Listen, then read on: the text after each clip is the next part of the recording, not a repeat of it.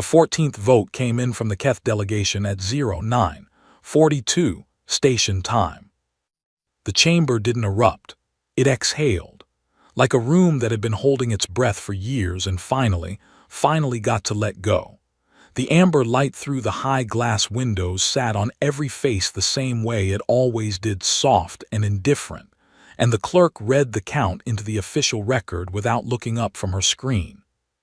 14 in favor, 1 against. Motion carried. Ambassador Sira Voss wrote something on her yellow legal pad.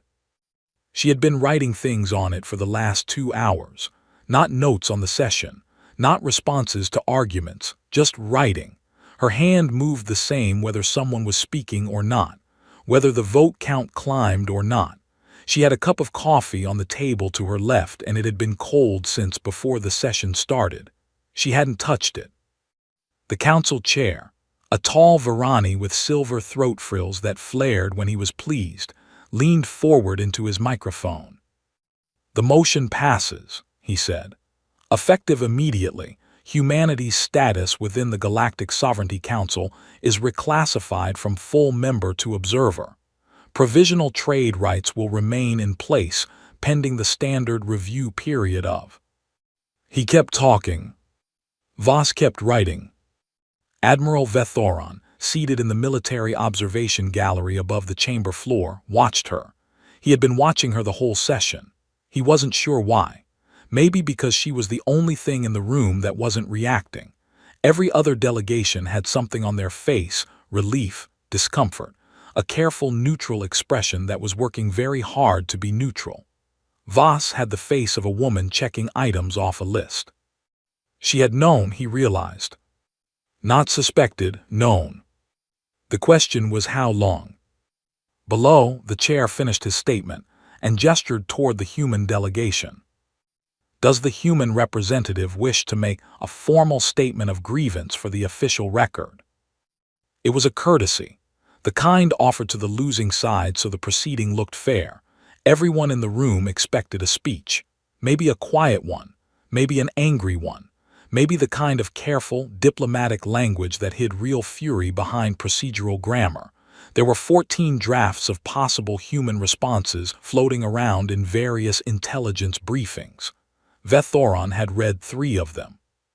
Voss capped her pen. She looked up at the chair for the first time since the session began. "No," she said, "thank you for the clarity."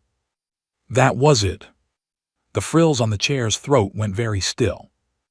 Voss picked up her cold coffee, looked at it, put it back down, stood, gathered her legal pad, and nodded once to the 2 junior staff members beside her. They stood too. No scrambling, no papers dropped. They'd been ready to leave for some time. The room watched her walk to the door. 17 species, 43 representatives, 200 years of galactic diplomacy in that chamber. She walked past all of it like she was leaving a meeting that had run slightly over schedule. At the door, the big double door at the back of the chamber, the one with the sovereignty seal carved into the frame, the one every major diplomatic departure was supposed to feel significant walking through, she paused. She smiled. Not at the council, not at Vethoron in the gallery, not at anyone. At the door itself. Once, small, the smile of a woman who has just confirmed something she already suspected about a door. Then she was gone. The session continued for another 40 minutes. Procedural matters, timeline for the transition, which joint operations would require human sign-off before the handover period ended. It was detailed work, and the delegations engaged with it seriously, because serious engagement was how you signaled that the decision had been right and reasonable, and had nothing to do with the 15 years of quiet resentment that had actually produced it. Vethoron left the gallery early. He told himself it was because he had a fleet briefing. That was true. It was also true that he wanted to not be in that room anymore, and he didn't want to look at why. He passed the human delegation's seating area on his way out through the lower corridor. The junior staff had taken everything. The bags, the data tablets, The small potted plant one of them had apparently kept on the table for the last 3 years, all of it gone. The yellow legal pad was still on Voss's chair. Vethoron stopped. He looked at it for a moment, then picked it up. He wasn't sure why he did that either. Maybe to file it. Give it to someone. It would need to go in the record somehow. Anything left behind in chambers during a formal session was technically part of the official proceedings archive. He turned it over. The pages were dense with handwriting. His Terran script reading was functional, not fluent, but he could get the broad shape of things if he went slowly. It wasn't session notes. He could see that immediately. The layout was wrong for notes. Too many columns. Numbers arranged in relationships he recognized from a different kind of document entirely. He tilted the pad toward the amber light. Load capacity figures, material stress tolerances, weight distribution across support points. The kind of numbers you ran when you were figuring out what a structure could hold. Not the kind of numbers you wrote during a vote. The kind you wrote when you already knew how the vote was going, and you were spending the time on something more useful. He stood there long enough that the clerk, passing through to collect session materials, gave him a curious look. He put the pad down on the chair again, straightened it, walked out. In the corridor, he pulled up the session record on his wrist display and confirmed the vote count. 14-1. Humanity out, everything proceeding as planned. He thought about the smile at the door. Not a wounded smile, not a brave-faced smile. The kind of smile that meant the door had just confirmed something. He tried to figure out what a door could confirm, and the only answer he kept arriving at was that it was, in fact, a door. That it opened. That walking through it was possible. That whatever was on the other side was accessible. He filed his observation report that evening. Routine language. The session had concluded as expected. The human delegation had accepted the outcome without incident. Transition protocols to begin immediately. He did not mention the legal pad. He did not mention what was written on it. He wasn't sure yet why either of those omissions felt important. But they did. The corridor outside the chamber was quiet now.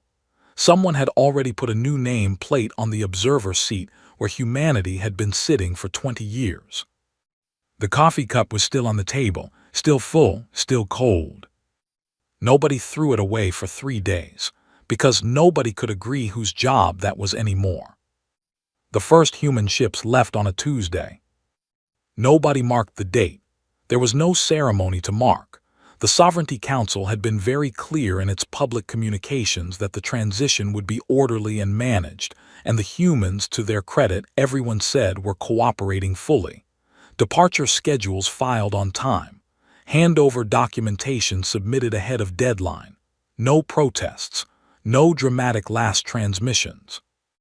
Just ships, moving, going somewhere that was not here. Vethoron watched 3 of them leave from the viewport of his flagship, the Vel Kareth Asterisk, while his officers ran morning drills behind him. The ships were mid-sized transports, nothing military, carrying civilian personnel from the Joint Administrative Station at the sector hub. They flew in a clean formation, no wasted movement, and they did not slow down or circle back or do anything that suggested looking over their shoulder. They looked like people who had already decided where they were going. He had expected something to feel different about that view. Something triumphant, maybe, or at least settled. The humans had been a source of friction in the council for years. Their unilateral decisions, their habit of solving problems without asking permission, their strange tendency to treat emergencies as engineering challenges rather than diplomatic situations. Watching them go should have felt like a window opening. It felt like a window closing. He didn't mention that to anyone. The official reports over the following 2 weeks were uniformly positive. Transition proceeding smoothly. Human personnel departing on schedule. Joint patrol sectors being absorbed by Keth and Varani fleet divisions without incident. The Council's communications office sent out a statement calling it a model transition and citing it as evidence of the sovereignty's organizational maturity. Vethoron read the statement, filed it. The navigation error report came in on day 19. It was flagged as a minor technical issue by the junior officer who submitted it, Lieutenant Paz, a young Keth woman 3 years out of the Fleet Academy, very precise, very reluctant to escalate anything she thought she could solve herself. The fact that she filed a report at all meant she had already tried to solve it and couldn't. The jump point correction tables for the Sector 7 transit corridor were returning errors. Not all of them. The standard Keth navigation package was fine, but the extended correction set, the one that accounted for the gravitational drift in the outer approach lanes, the one every ship in the sector had been running for the last decade, wasn't loading. The version they had was a human-built package. It had always updated automatically from the Joint Navigation Database. The Joint Navigation Database was, as of 6 days ago, no longer accessible to non-human vessels. Nobody had transferred a Keth-built equivalent to the ships yet. Nobody had asked whether a Keth-built equivalent existed. Vethoron approved a maintenance ticket. He noted that someone should look into building a replacement. He moved on. On day 23, the Varani agricultural delegation filed a formal inquiry about a biological treatment compound used on 3 of their colony worlds for something called rust spore blight. The compound had no synthesis documentation in any non-human database. It had been manufactured exclusively by a human biochemical firm and supplied to the Varani under a standing trade agreement. The trade agreement was now in the provisional review period. The compound supply had stopped. Rust spore blight moved fast. 3 colony worlds, combined population 800 million people, winter planting season starting in 6 weeks. The Council's response was to recommend that the Varani submit a formal expedited trade inquiry and attach supporting documentation. The Varani submitted the inquiry. The supporting documentation ran to 40 pages. Day 31. The translator protocol failures started. They were subtle at first, a delay in the diplomatic channel between Keth and Shan representatives during routine border discussions, an idiom rendering incorrectly, a response coming back in a slightly wrong tonal register, and the Shan delegation reading it as deliberate provocation. The human mediator layer had sat underneath every major interspecies diplomatic channel in the sovereignty for 15 years. It was a software architecture thing, not a diplomatic one. A translation buffer that didn't just convert words but converted context asterisk, flagging when a phrase that meant one thing in Keth meant something very different in Shan, adding a half-second processing step that caught most of the landmines before they detonated. Nobody had built a replacement layer because nobody had known the layer existed. The humans had built it, deployed it, updated it continuously for 15 years, and apparently never sent a formal notification to anyone that it was there. Vethoron learned about it when the Shan ambassador's office sent a very stiff communication to the Council, suggesting that the Keth fleet was deliberately antagonizing their border patrol teams, citing 6 specific exchanges from the past 2 weeks. He pulled the exchange transcripts, read them carefully. The Keth officers were saying normal things. The translations were just wrong. He stood in the communications bay for a while, looking at the transcripts. Around him, his officers worked. The Vel Kareth hummed. Everything looked normal. He went to the maintenance bay. The emergency repair kit was on the 3rd shelf, same place it had always been. A dull gray case, the size of a large toolbox, scuffed at every corner from 20 years of sitting in exactly that spot. He had walked past it hundreds of times. Every ship in the Joint Operations Fleet had one. You were issued one at the start of a joint posting, and it stayed until you left or the ship was decommissioned. He pulled it off the shelf, turned it over. The manufacturer's tag was on the bottom, Small text on a piece of laminated material that had yellowed at the edges. VOS Engineering, Terra Prime. Standard Joint Operations Field Kit, Mark IV. Discontinued. He didn't open it. He put it back on the shelf, carefully, in the same position it had always occupied. The maintenance officer across the bay looked over at him. "Sir, everything okay with the kit?" "Functional," Vethoran said. "Log it as functional." He went back to the bridge. On day 38, a junior analyst in the Council's Infrastructure Division submitted a report that nobody read for 4 days because it was filed under a subcategory that most senior staff had standing filters set to deprioritize. When it finally reached someone senior enough to act on it, the response was silence for a day, then a very brief note asking for a second opinion. The report was about the Reth Corridor. The corridor was a transit lane running through a dense population zone of 43 inhabited systems, combined population of 4.2 billion people. It had an old infrastructure problem. The original settlement architecture had been optimized for speed, not for biosafety, and the pathogens that moved through that kind of dense, fast-moving population transit were the kind that could do serious damage if they weren't caught early.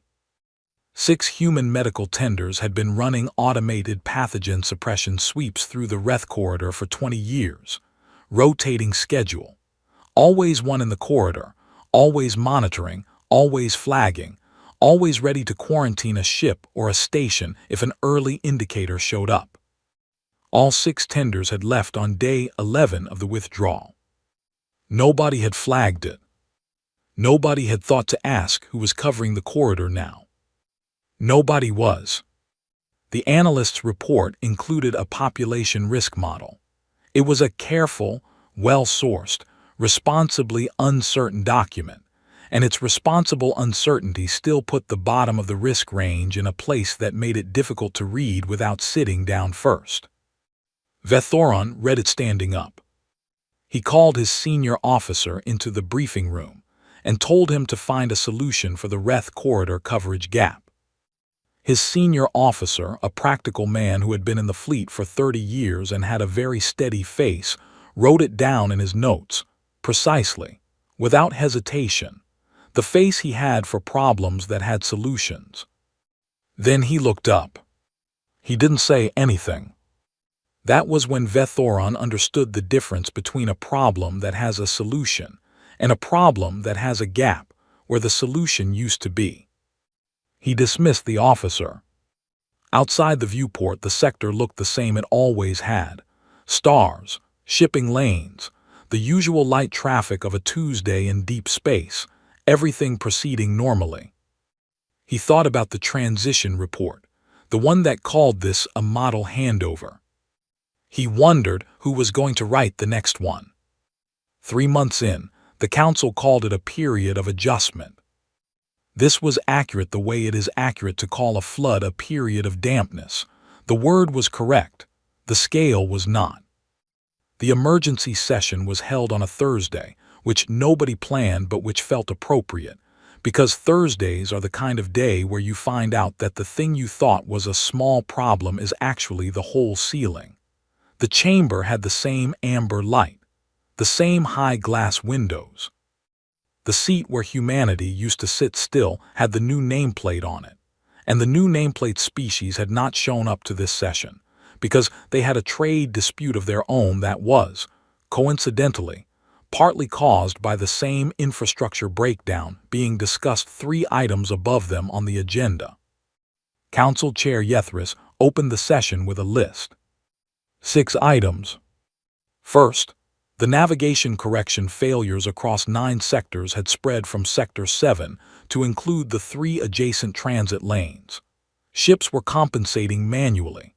Manual compensation worked until it didn't, and twice in the past month it hadn't, and the near misses had been logged as pilot error because that was easier than logging them as systematic failure. Second, the translator protocol degradation had escalated to a formal diplomatic complaint. The Shan had sent a very precise letter using very precise language to describe what they were calling a pattern of Keth aggression. The Keth had sent a very precise letter using very precise language to describe what they were calling Shan oversensitivity. Both letters were products of the broken translation layer. Both delegations were too angry to consider that possibility. Third, the Varani rust spore compound. The expedited trade inquiry had been reviewed, assessed, returned for additional documentation, resubmitted, and assigned to a subcommittee. The blight had moved into the second colony's crop systems. They were now talking about a potential food shortage affecting 300 million people, pending the subcommittee's recommendation timeline, which was 6 to 8 weeks. Fourth, fifth, and sixth were bad in their own particular ways, and Yethris read them with the voice of a man who had been briefed on each one separately, and had apparently hoped they would seem smaller when stacked. They did not seem smaller when stacked. "These are manageable irregularities," Yethris said when he finished the list. He said it with the confidence of someone who needed it to be true. "The transition has introduced some dependency gaps that our member species are actively working to address. The Council will convene a Solution Framework Committee to assess scope and prioritize responses. We anticipate a preliminary report within." In the back of the chamber, against the wall where the junior staff sat, a young Shan analyst named Leth pressed her knuckles against her mouth and looked at the table in front of her. She had a map in her office. She had been building it for 3 weeks in the back room that nobody visited much, with actual thread and actual pins because she worked better with her hands, because looking at the data as a physical object helped her think more clearly than any display screen could. Blue thread for infrastructure failures, red for diplomatic degradations, yellow for supply chain breaks, green for the medical and biological coverage gaps.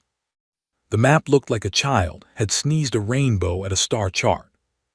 But if you stood back and looked at where the threads converged, where every color of failure ran toward the same clusters of pins, the picture was not complicated. Every line pointed at the same category of origin, the same 30-year period, the same civilization. It was not a mystery map, it was a receipt. She had not brought it to the Council. She had brought it, late the previous night, to the only senior officer she thought would look at it long enough to understand it. Admiral Vethoran had come alone. He had stood in front of her map for a long time without saying anything. She watched him trace one of the blue threads from a navigation failure in the outer sectors all the way back to a pin labeled * Joint Nav Database Discontinuation, Day 15. He traced a red thread from the Kethshan Diplomatic Crisis back to * Translator Layer Removal, Day 14. He found the yellow thread from the Varani Blight Shortage, the green thread from the Reth Corridor. He stood there long enough that her legs got tired, and she sat down on the edge of her desk. "How many gaps are there?" he asked. "That I've found," she said, 41 distinct infrastructure dependencies with no current coverage solution." She paused. "I think there are more. I think I don't have the right data access to see all of them." He looked at the map for a while longer.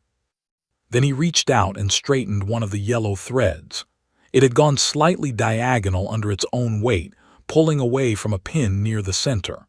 He pressed the thread flat precisely, smoothed it with his thumb, stepped back to check it was correct.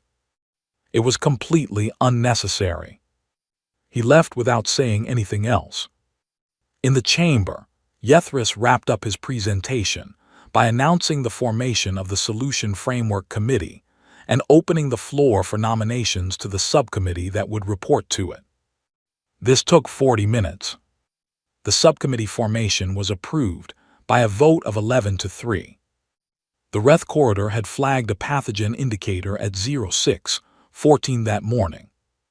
It was a small flag, an automated sensor at a mid-corridor transit station, picking up an elevated marker in the ventilation cycle of a cargo freighter that had stopped there overnight. The kind of flag that the human medical tenders used to catch, assess, and resolved before most people even knew it had happened. The kind of flag that the tender's onboard AI would check against its outbreak database and either clear as routine or escalate to a quarantine protocol within the hour. The flag had been active for 9 hours before Vethoron saw it in his briefing. It was still active. There was no vessel in the corridor to respond to it. There was no vessel assigned to the corridor at all. The Council's Solution Framework Committee had not yet been formally constituted. The subcommittee to report to it had just been approved 11 minutes ago by a vote of 11 to 3. He stared at the flag. Then he stared at the subcommittee approval notice, sitting directly above it in his message queue. He thought about the map in the back room, specifically the green thread, where it ended. He went to the maintenance bay. He didn't know he was going there until he was already in the corridor heading toward it. His feet made the decision and his brain caught up 3 steps later. He pulled the repair kit off the shelf without thinking about it, sat down on a crate, put it on his knees. He opened it for the first time. Inside, tools, more than he expected. Some of them he recognized: patching compounds, a thermal bonding unit, the kind of basic repair hardware that every ship in the galaxy had some version of. But others were unfamiliar. Instruments he couldn't name, built around functions he could only partially infer from their shape. All of them well-made, all of them built to last. Some of them looked like they addressed problems he'd never encountered. Some looked like they addressed problems he hadn't encountered yet. On the inside of the lid, a label. Small, handwritten, the same handwriting he had seen on the legal pad in the council chamber 3 months ago. In case of everything, Voss Engineering. He sat in the maintenance bay for a while. The corridor lights hummed. Somewhere above him, his officers were running the ship and navigating with manual corrections and filing the near misses under pilot error and doing their best with what they had. 41 gaps, probably more. 3 months in. He thought about the session he'd watched from the gallery, about Voss writing on her legal pad while the vote came in, about her cold coffee, about her smile at the door, the one that wasn't for anyone, the one that was just a private confirmation. He thought about what you'd need to confirm, in that moment, about a door. The Reth corridor flag was still active. He filed an urgent coverage request to the Council's Emergency Response Division. He already knew the response time. He sat in the maintenance bay for a long time after that, with an unfamiliar tool in his hand, trying to figure out what it was for. Vethoron volunteered for the envoy mission himself. He told the council it was because a mission of this diplomatic weight required a senior flag officer. That was a true reason. It was not the only reason, and he did not examine the others too closely.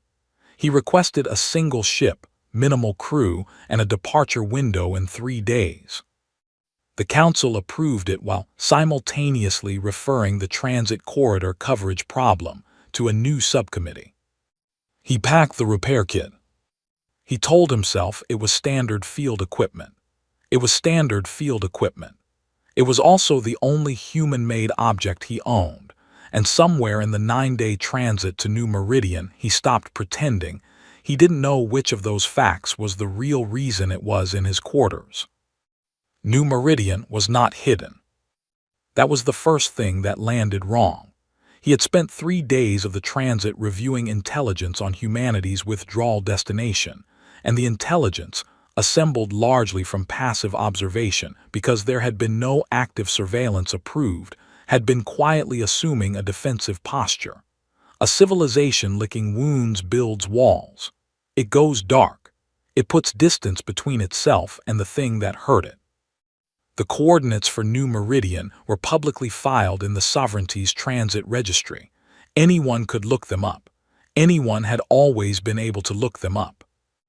The Vel Kareth dropped out of transit at the outer approach perimeter, and his navigation officer immediately raised an eyebrow. "Sir, there's a queue." "A what?" "A traffic queue, 17 vessels ahead of us, human registry, all of them. She looked at her screen. They're running on a grid, active traffic management, it's busy, sir. He came to the forward viewport. New Meridian from a distance looked like someone had been building things for a very long time and had no intention of stopping. The construction signatures were everywhere, thermal blooms from fabrication plants, the bright moving dots of assembly drones in high orbit, the skeletal geometry of new station frames against the dark. Not the architecture of recovery, not shelters and stopgaps. Infrastructure. The large-scale, long-timeline kind. The kind you plan before you need it. His communications officer turned around. "We're being hailed, sir, traffic control." The voice that came through was human, young, and very polite in the specific way of someone who was extremely busy and managing it professionally. "Unidentified vessel, this is New Meridian Approach Control. Please confirm registry and state purpose of visit." Not asterisk welcome asterisk, not we've been expecting you asterisk, just the next task in a full workday. Vethoron identified his vessel and stated diplomatic purpose. There was a brief pause, perhaps 4 seconds, and then he was assigned an approach corridor and a docking bay and a timeline, and the line went quiet because approach control was already talking to the next ship in queue. They were not received. They were asterisk processed. He stood at the viewport the whole approach in, watching New Meridian get larger, watching ships move around it with the purposeful efficiency of a place that had things to do. He counted 3 new station frames in various stages of completion, a shipyard that hadn't been there before, something in the lower orbit band that he couldn't identify the function of, and that was large enough that not being able to identify it bothered him more than he wanted to show. Ambassador Voss met him in a room that was not a formal reception chamber. It was a working office. There were screens on every wall running data he didn't have the context to fully read. There were 2 people at a side table who did not stop working when he came in. There was a mug of coffee on Voss's desk, and it was steaming, and she was apparently drinking it, which was new information about her habits. She looked exactly the same. That was unreasonable. 9 months was 9 months, and most people in 9 months got some of it in their face. Voss had the look of a woman for whom the 9 months had gone somewhere more productive than into her face. "Admiral," she said, "have a seat." He sat. He had a prepared statement. He had spent 12 days preparing it. He gave it. She let him finish. She had the stillness of someone who had already heard this conversation in some form and was waiting to see how close the live version came to her prediction. When he finished, she was quiet for 2 seconds. "That's kind," she said. "Not thank you asterisk, not I'll consider it asterisk, not we have concerns. That's kind." He waited for the rest of the sentence. There was no rest of the sentence. One of the people at the side table said something quiet. Voss held up a brief hand to him, 1 moment, and looked back at Vethoron. She was not unkind. Her face was not closed or hard or particularly guarded. She had the expression of someone giving a meeting the attention it was worth and calculating that number honestly. "The Council has offered to restore full membership status," he said, because he had to be sure she had understood. "With the additional provisions attached to the offer, infrastructure consultation rights, joint development credits." "I understood," she said. He said, "There are significant problems." She nodded. He said, "The corridor coverage, the navigation tables, the translation architecture. 41 identified dependency gaps, likely more." He paused. "People are being hurt." Something moved in her face. Small. Real. It was the most expression he had seen on her in 8 months of watching her, and it lasted about 2 seconds and then it was gone. "I know," she said. She did not apologize. He had not been expecting her to, and he was still unprepared for the reality of it. Someone came to the door. She excused herself, stood, had a brief conversation with them in the doorway, quick, technical, something about load-bearing capacity on one of the new station frames. She made a decision, sent the person away, came back. Did not comment on the interruption. Sat back down and looked at him with the same focused patience, as though the pause hadn't happened and the conversation had just been buffered. He realized she was going to do that again, and probably again after that. The work was not leaving the room when he was in it. He was a guest in the room. The work lived there. "Let me show you something," she said. She took him outside. New Meridian at ground level was organized and fast-moving in a way that reminded him of the approach queue, not chaotic, not frantic, but full. People with somewhere to be. Equipment going places. The sound of construction from 3 directions at once. She walked him through it at a pace that suggested this was a normal thing she did, not a tour conducted for effect. The shipyard was bigger than it had looked from orbit. He stopped at a railing above the main floor and looked down at the frame of something very large taking shape below them, longer than anything currently in the Sovereignty's fleet inventory. Much longer. "What is that?" "Working name is the Asterisk Meridian Compact," she said. "First of a class." "For what purpose?" "Long transit, self-sufficient operations, multiple-year deployments without resupply dependency." She said it the way you say things that are obvious. He stood at the railing and looked at the ship and thought about what no resupply dependency meant when the species building it had just finished watching what happened to civilizations that depended on resupply. "What's the next part?" he asked. "You said when we came in you were talking about the next part." She looked at the ship below them. "Building out," she said. He waited. She did not clarify. He turned to face her directly. They were standing at the railing side by side, which meant he had to turn more than was comfortable to make full eye contact, but he did it anyway. He had been carrying the real question in his pocket since he left Keth Space, and he had a speech for it. And now that he was here, standing in New Meridian next to this woman who was watching her shipyard and thinking about the next part, the speech dissolved into its essential unit. "Are you coming back?" he asked. She looked at him. Not with cruelty, not with triumph or anger or satisfaction. She looked at him the way you look at a question that was a very important question at some point, in some context, that no longer applies to the coordinate system you're currently standing in. "To what?" she said. He did not have an answer. She nodded, not unkindly, and told him she had a briefing to get back to. He found his own way out. On the ship, his crew was waiting for his report. He sat in the command chair and looked at the view screen for a moment. New Meridian in the distance, still busy, traffic queue still moving, construction signatures still blooming on the thermal sensors. The repair kit was on the console beside him. He had brought it from his quarters without noticing he was doing it. He picked it up now, held it in both hands, looked at the label inside the lid. "In case of everything." He thought about the ship in the shipyard, self-sufficient, long transit, no resupply dependency. He thought about the legal pad in the council chamber, and what you write on a legal pad when you already know how a vote is going. He filed his report as negotiations ongoing. He knew that was not what this was. But he needed a word for I went to find a wounded civilization and found a construction site, and he didn't have one yet, and negotiations ongoing was at least a box he could put it in until he figured out the right shape for what he'd actually seen. Outside the viewport, New Meridian kept building. It did not need him to. A year after the vote, Vethoron was patrolling Sector 7 when the distress signal came in.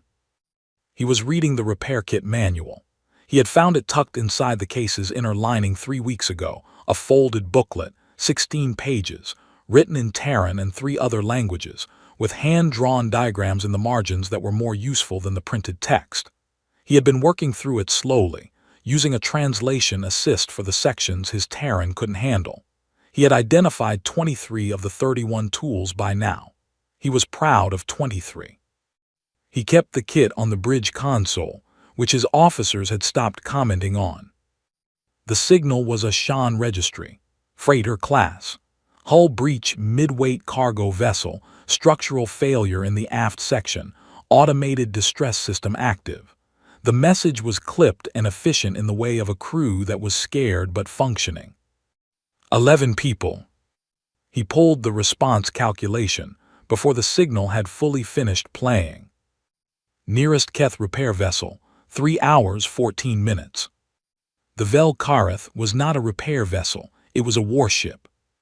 It had a competent damage control team and a solid emergency kit. He knew the emergency kit in unusual detail, but a hull breach on a vessel that size required either a dedicated repair ship or a very creative solution, and 3 hours was a long time when structural integrity was failing. "Hail the freighter," he said. "Tell them we're the nearest response, ETA 40 minutes at maximum drive, and we're working the problem." His communications officer opened the channel. Then his navigation officer said, "Sir, contact." He looked up. A ship had dropped out of transit, close, very close, closer than the transit safety margin his own pilots would have used, which meant either a mistake or a very confident navigation team. It was sitting 700 kilometers off the freighter's position, and it was already moving toward it. Human registry. No insignia, no fleet markings. Clean civilian lines, but the drives were not civilian. The drives were the kind that got a ship from transit exit to emergency response distance in the time it took him to read a contact report. He stared at it. "Hail them," he said. His officer tried. The human ship did not respond to the hail. It was not ignoring them. There was no hostile energy signature, no jamming, no defensive posture. It was simply busy. The crew was working and the hail was a secondary input, and they were in the middle of the more important task. He watched them work. The human ship made contact with the freighter in 4 minutes. His crew was tracking the exchange on their instruments, docking protocols being run, the human ship matching velocity with the damaged freighter, approach vectors calculated and executed with the kind of precision that meant this crew had done this before, many times, in conditions their logs could probably recite from memory. He pulled the human ship's registry. It took his system longer than it should have. The ship was registered, fully and legally, in the Sovereignty's transit database. It had been registered there for 2 years. It had been in this sector for, he checked the timestamps, 17 months.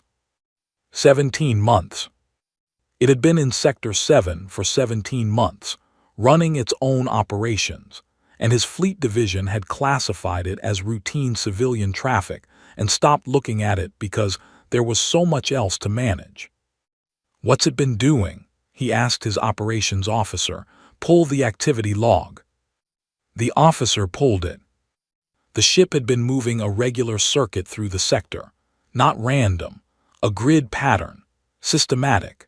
The pattern matched almost perfectly the coverage routes that the human medical tenders had been running in the adjacent corridor before the withdrawal. Not those ships, different ship, different route, same function. He sat very still.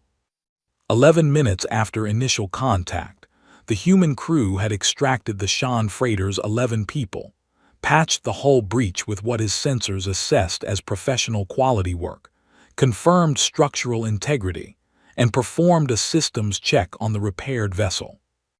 11 minutes. His repair vessel was still 2 hours, 51 minutes out. The human ship filed its incident report through standard channels. He saw it come through on the secondary screen, and then it moved away from the freighter and went back to its grid. Back to work. No ceremony, no request for acknowledgement, no transmission to Keth Fleet Command. The hail from his ship was in the incident report's communications log as asterisk received, non-emergency, no response required. He requested the full incident report. It came back in 50 minutes, clean and thorough, time stamps precise to the second, hull breach data, crew manifest of the rescued Shan workers, repair materials used, condition of the freighter on departure, everything a responsible incident report should contain. At the bottom, under a field labeled Additional Notes **, Sector 7 coverage maintained per standing protocol, VAS Engineering. He read it twice. He looked at the timestamp on * standing protocol. 2 years ago. Before the vote. He read it a third time, because reading it 3 times didn't change it, but he needed to give his brain enough passes at it to fully process what it meant. They had not pulled their coverage when they left. They had maintained it. Quietly, without announcement, without anyone asking, without anyone knowing. For a year, while the council called the transition a model handover and formed subcommittees and drafted framework reports and negotiated the terms of a return that humanity had apparently never been planning, a human ship had been running a grid in Sector 7. In case of everything. He put the incident report down. He picked up the repair kit. He opened it and took out the one tool he had never been able to identify. 31 tools, he knew 23. This one had resisted every attempt at categorization. It was not in the manual. It had no obvious analog in any engineering discipline he was familiar with. It was precise and well-made and clearly designed for a specific function, and he could not determine what that function was. He turned it over in his hands. It was built for a problem he hadn't encountered yet. He put it on the console in front of him and looked at it for a long time.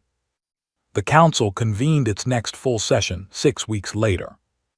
3 seats were empty. The Varani delegation, the Shan, and a smaller species called the Pethii had all, in the past month, opened independent trade discussions with New Meridian under what was being described in official sovereignty communications as non-member cooperation frameworks. Non-member cooperation frameworks were not a thing the sovereignty had a category for, and the absence of a category was causing significant procedural difficulty, which the Council was managing by forming a committee to develop terminology. The primary agenda item was Humanitarian and Infrastructure Aid Partnership Framework, Non-Member Status. It was a long title. It meant, please come back and fix what we broke. The council chair read the agenda item with the neutral expression of a man who had voted for a thing and was now sitting in the part of the story where the thing had happened. There was no human representative in the room. There hadn't been for a year. The observer seat still had its nameplate, and the species whose name was on it had sent its regrets, again, citing the coverage gap incident in their border zone that was still, 8 months later, unresolved. A communication had arrived from Ambassador Voss that morning. The chair read it into the record. It was 4 words. "We'll manage, thank you." The chamber was quiet after he read it. The same amber light, the same high windows, the same 43 representatives sitting in the seats of 27 species. The clerk sat at her station. The proceedings log ran in real time. There was no cold coffee cup on the human delegation's table. Someone had finally cleared it 6 months ago when they repainted the chamber. Vethoron was not in the observation gallery. He was in Sector 7, on the bridge of the Vel Kareth **, watching a traffic queue move past New Meridian on the long-range display. The queue was longer today than it had been the first time he had seen it. It kept growing, every month quietly, without announcement. He had the unidentified tool in his hand. He had been carrying it in his jacket pocket for 3 weeks now. His officers had noticed, but nobody asked. There were things the Admiral did that you logged as *Admiral behavior and moved on. He turned it over, studied it, tried again to work backward from the shape to the function. Whatever it was designed for it precisely.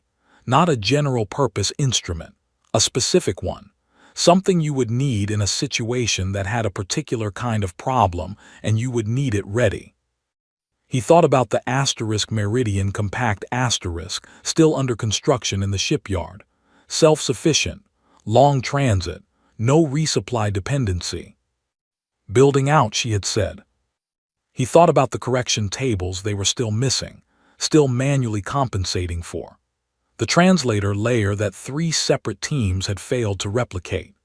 The medical coverage gaps that were being patched slowly by a species that was no longer obligated to patch them and was doing it anyway, grid by quiet grid, in sectors across the galaxy. Not because the Council had asked. Before the Council had asked. Before the Council had even known to ask.